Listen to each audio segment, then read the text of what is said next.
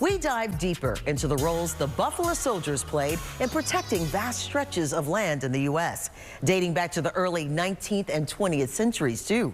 Reporter Sydney Charles goes on a journey of Black history all the way to Yosemite National Park.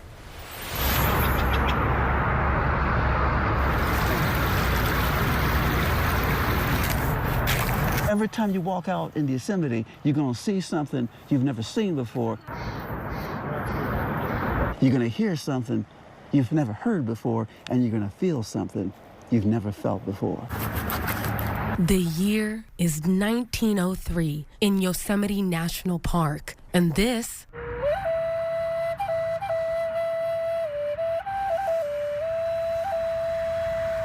is Sergeant Elijah Yancey. That quiet right now,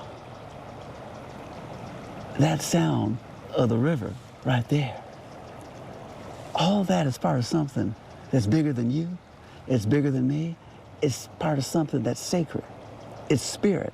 Yancey is fierce, tenacious, and brave, better known as a Buffalo Soldier, a moniker some say was given to him and his brothers on the battlefield by Native Americans because their hair resembled a buffalo's coat, while some historians say the name symbolized respect for the soldiers' courage and bravery. I was volunteered for this duty. I'm a sergeant with Troop K, 9th Regiment of Cavalry. They are considered the first all-black professional Army soldiers in the United States.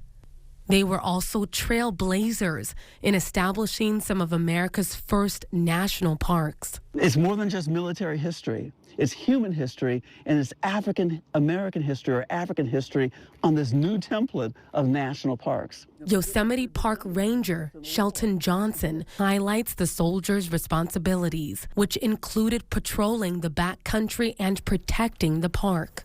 They were providing a presence of law and order in which was essentially a lawless area. And the duties that rangers do today, to a great degree, are modified and or influenced by what the soldiers were doing at that time. This ranger also shares one of their most notable achievements in Yosemite.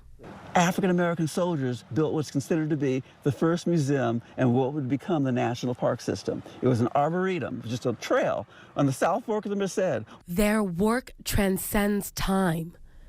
And if you look closely, you can find pieces of the Buffalo Soldier history everywhere.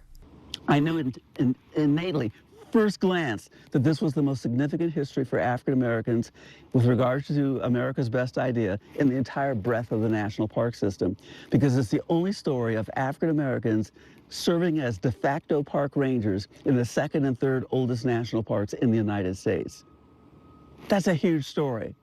What the soldiers accomplished in the face of racism and discrimination as our nation's first park rangers is part of their legacy that continues to thrive today. So when I meet African Americans who are saying, oh, national parks, that's not a black thing. That's just not something that we do.